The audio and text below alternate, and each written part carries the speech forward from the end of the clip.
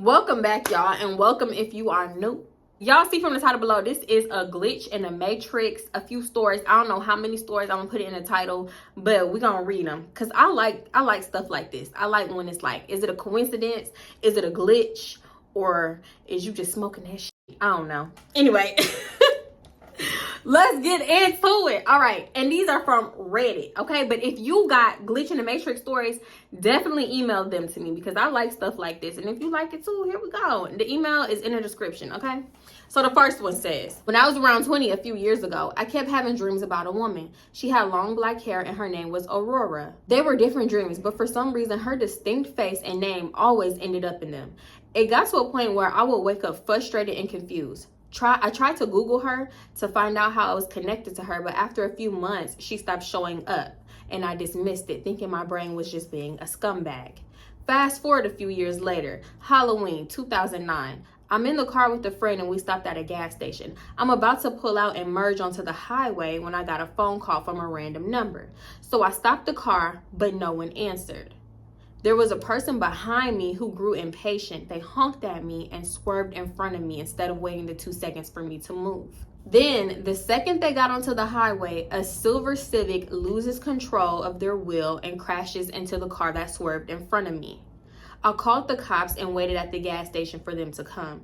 It turns out the drivers of both cars died. That 100% could have been me if I hadn't got that phone call. I called the number back a few hours later out of gratitude and curiosity. It rang 3 times and then went to voicemail. The voicemail said, "Hi, you've reached Aurora. Please leave your name and number." Never in my life have I had goosebumps like that. I called it again the next day because I was confused about the whole situation. Some woman answered. We got to talking. I tell her my entire story, including the dreams I had. She tells me she doesn't know how I got her number and she never called me as far as she remembers. Weird. I ask her if she has a Facebook to confirm who she is, and it's in fact the woman from my dreams. What? If that's not a glitch in the matrix, then I'm batshit crazy. What? Is that considered a glitch? I feel like that's considered like some kind of fate or something. I hope they got married.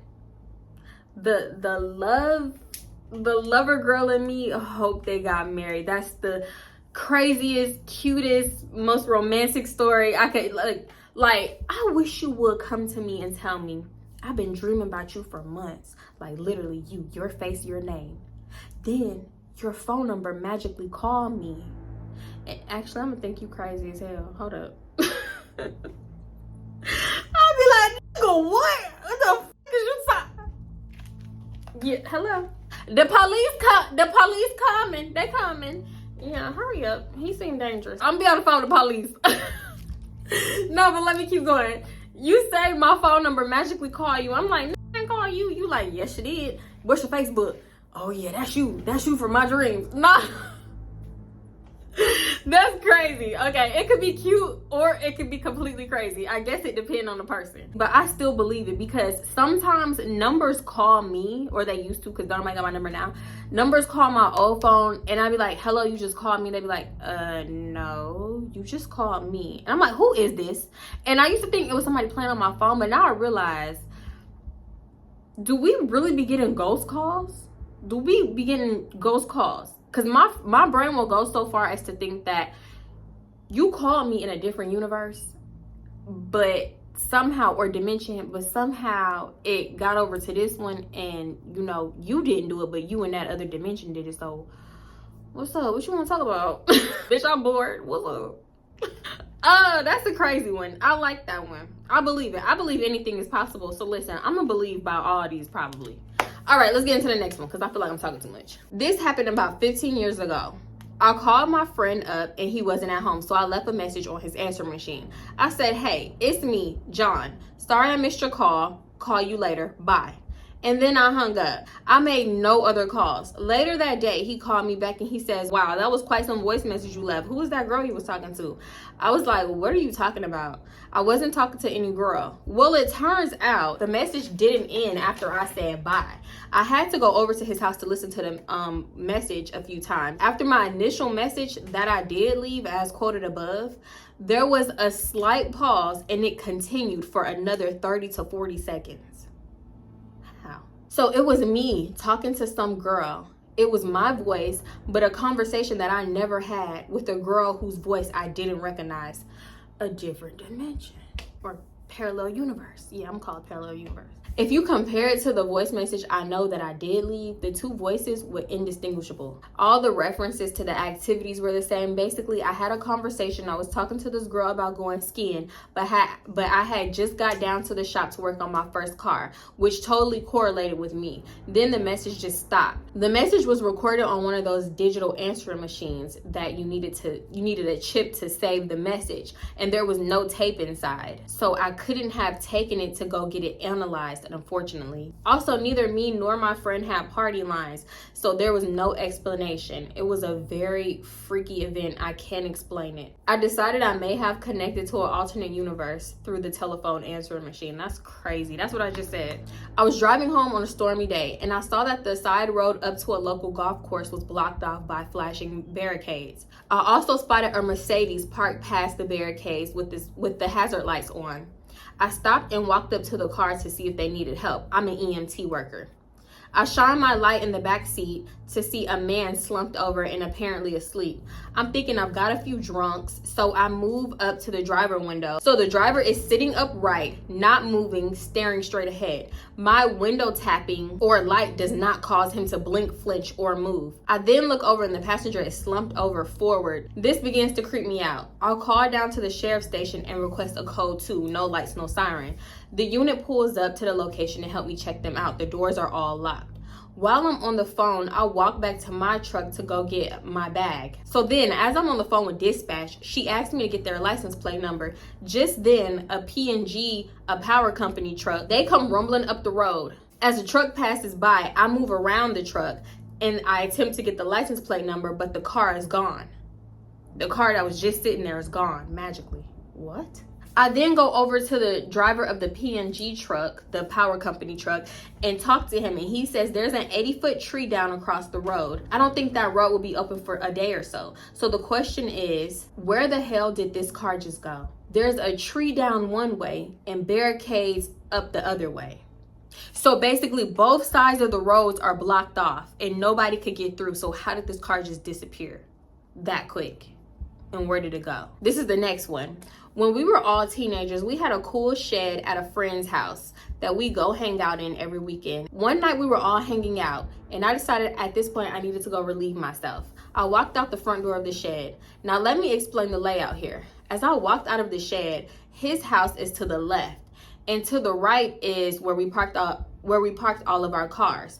The further out to the left is an empty field full of trees. It was dark by now, the lights from the house illuminating the space between the house and our cars, but trailing off just past them. As I stepped to the right, intending to go behind one of the cars to relieve myself, I saw one of my friend's older brothers just standing there. I watched him for a good 5 to 10 seconds as he stood there facing into the darkness. Then he proceeded to walk behind a couple of trees and a car before he disappeared. Confused, I walked back into the shed and I asked my friend what his brother was doing out by the cars. The conversation goes as follows. Me, hey man, what's your brother doing by the cars? Him, what do you mean? Me, he just walked off behind the cars. Brother, I'm right here. I'm right here, what are you talking about? I'm right here. You talking about me? I'm right here. That's how I think dudes talk, I don't know. I looked over and there his brother was, sitting down in one of the chairs with a drink. He was wearing the exact same clothes I saw him in, and the only way to get in and out of the shed was through that one door that I was standing in the way of. So to this day, I have no idea how it all happened, but I'm guessing I was just seeing things.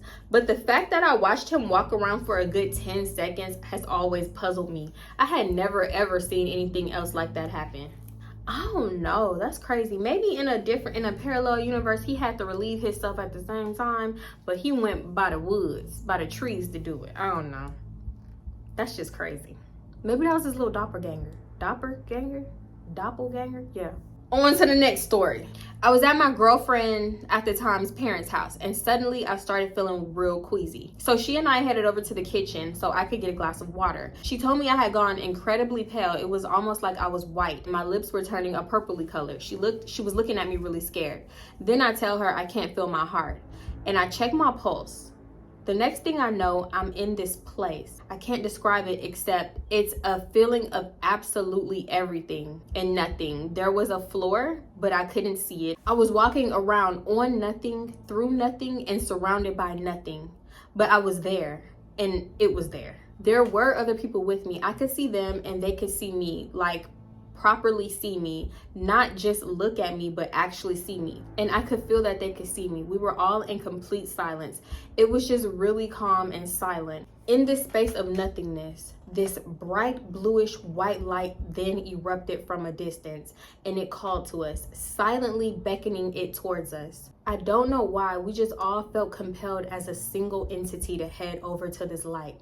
It was beautiful, like really effing beautiful. I'm trying not to cuss.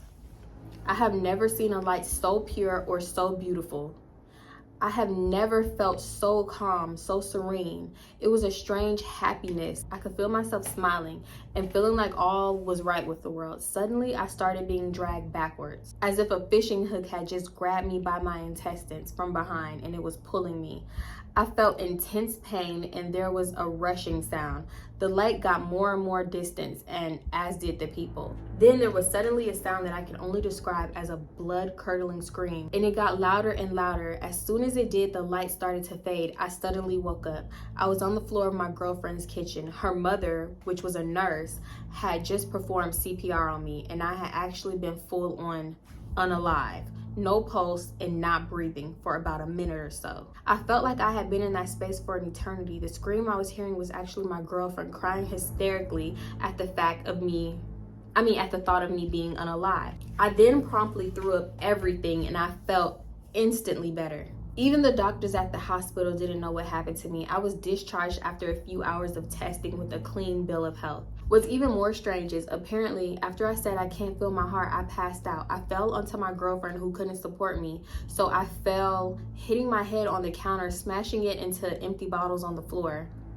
While I was out, I had apparently just stayed still but smiling until I stopped breathing. I was pale. My head and my hands were freezing. I was cold to touch, but the rest of me was still warm. I don't think that's a glitch. I just think you had a near unaliving experience, because I can't say certain words on YouTube because they get you tripping.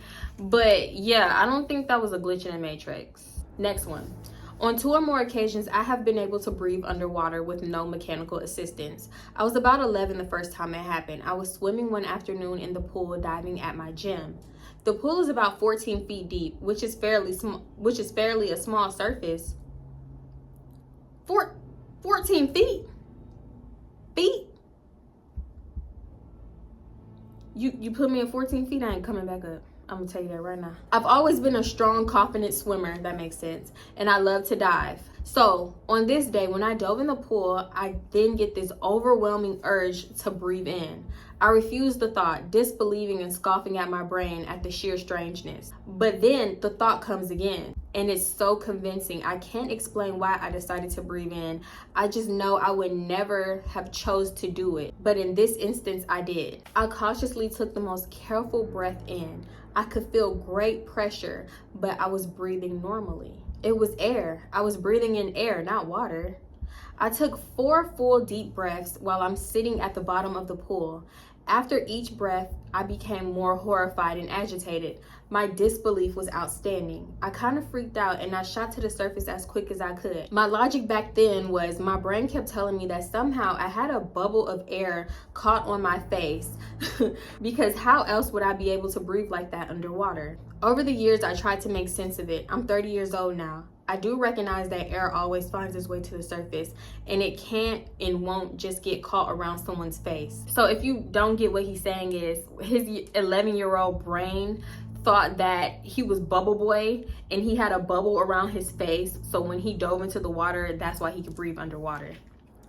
And also, like he said, that was his way of rationalizing what didn't make sense to him, was to come up with a, conclusion. Okay, so back to the day that he was at the pool.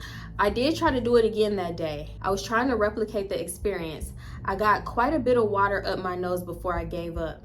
It did happen a second time, same pool 4 years later. I took 5 breaths, feeling the same overwhelming confidence that it would be okay to breathe underwater. I couldn't explain it the second time either. It was a very strange glitch. I don't know. No one has ever believed me, so I don't mention it, only to a select few. I still can't figure it out. Does anyone have any physics/logical thoughts on why this may have happened? You're a mermaid. You're a merman, you're something. I don't know, you have gills. I literally don't know, but I believe you because I don't know. I'm just a believer, y'all. I'm not a doubter. I'm not like a skeptical. I mean, some stuff I am skeptical about. I know some people do get up on the internet and just lie for no reason, but I don't doubt that anything can happen. I feel like anything is possible in this world. Okay, next story. So my family and I moved into this house when I was in the 3rd grade. Before we moved, my parents brought us to the house. It was owned by this very nice old man who did a lot of self-repair over the years. I walked inside and waved at the kind looking old lady rocking in the rocking chair. I walked around and then we left. Nothing too odd, except for one small detail. As we left the house, I was a little confused. I asked, "But Mom, I thought you said the owner of the house lived by himself. Who is that old lady?" My mom said, "What fucking lady?" I'm playing. His mama ain't say that. He said, my mom gave me a 3-headed look like, "What old lady you talking about? Little Johnny?" Now, don't you be lying. My family agreed with her. There was no old lady sitting in the living room. The owner's wife had recently died. So yeah, I guess. I have a couple other weird stories about that house if anyone's interested. That's it, sir. Okay, I guess you saw a ghost. That's not really a glitch in the matrix. I mean, they're everywhere. Last one, then I'm gonna tell y'all my glitch in the matrix, okay? I was laying in my bed in my dorm room and I was looking out the window, watching the snowfall. My roommate was across the room in his bed doing the same thing, and we were both talking about how nice it looked when bam, I blinked and suddenly it was daytime. I looked across the room confused and I didn't see my roommate anymore. He was nowhere in sight. I started freaking out and thinking that everyone in the world had disappeared. I go look for him and eventually I find him and I asked him what happened. He had absolutely no idea what I was talking about. I asked him, "Where did the night go?" And he said, "We were both looking out the window talking about the snow when you just got really quiet and I didn't say anything because I thought you were asleep. But then I looked over and you were just staring out the window with your eyes open." He then said, "You actually blinked a few times too. I just thought you were sleeping with your eyes open." The second weird thing was once in the middle of the night, I woke up, I checked my iPad and saw that it was 5 a.m. I didn't have to go to work until 7 a.m. So I decided I would try to go back to sleep for a little while. I very specifically remember checking the clock and seeing that it was 5 a.m. because I did not want to oversleep. Anyway, I fell back asleep and when I woke up again to check my iPad, so I could get up for work, I had a panic attack when my iPad read 4:30 a.m. I checked the actual clock and it also read 4:30 a.m. I think that I am the lamest time traveler in the world. Now let me tell y'all my glitch. So a lot of y'all know that I was in a car accident recently. So I ain't had no car, right? So I'm driving somebody's car, and their car tell you how many miles it is until empty. So I had the car for a few days. You know, the first day I'm running around, not doing too much, but I'm running my errands and stuff. Now the car said 373 miles left, okay, right? So I run my little errands, whatever, go home. The next day I get in the car, I'm at probably like I don't even know. I'm at like 340 miles. 340 miles. As I'm getting closer to my destination, my eye catch the miles again. You know, I'm glancing at the miles, you know, because at a certain point, I'm going to put gas in it just to keep it full. Because if you fill up on a half a tank, then I feel like, you know, it's easier to keep filling up like that. So I'm glancing down every now and then, and I catch 333 on the miles. You know, it's the little angel number. So, of course, that catch my eye. I'm like, okay, thank you, universe. What you trying to tell me? Whatever. So I'm getting closer to my destination, right? As soon as I'm finna pull up into the neighborhood, I glance down back at the miles. The miles say 393. $3.93. The miles went up from 333 to $3.93. So I'm like, I was stopping at a red, like, am I tripping? I know I seen 333 on the gas, because when I looked at the gas, it said 333 miles. Then I looked at the time and it was also 333. And I thanked the universe and I was like, what's up? What y'all really want? What y'all talking about? So I'm not tripping. I know I'm not tripping. My second thought was, is the gas thing broken? Did it break? So I'm driving around. I'm like, okay, maybe it broke. I'm not too sure. So I'm still driving around for a little bit, and the miles are going down from 393. It didn't jump back to 332 or 320 or nothing like that. It never jumped back down. I finally get to my destination, which I was right around the corner from. I do what I gotta do, and I come back out. I'm thinking, okay, after I drive for like 2 minutes, the gas thing gonna jump all the way back down to 320, you know? Girl, it ain't never go back down. It ain't never go back down. So at that point, I'm like, okay, the universe done blessed me with 60 extra miles. So thank you, because Lord knows I ain't feel like stopping to get no gas. Not that I had to, because 300 something miles is a lot of miles. I like to give people that car back the way they gave it to me. So if you gave it to me on full, I'm gonna give it back to you on full. Luckily, I ain't have nothing else to do, so I gave it back to them on full. Them extra miles just came out of nowhere, and I feel like that was my little glitch in the matrix, because how did that happen? How did that happen? I'm very thankful for that. And again, thank you. I'm so thankful for that. But it wasn't my car, but I'm still thankful for it, because you know. But yeah, that was my little glitch in the matrix story. So y'all, if y'all have any glitches in the matrix, send them to my email in the description, spookytyt@gmail.com. I love reading these stories. It's kind of creepy. Some of them kind of creepy, and I skipped some because it's starting to get dark outside.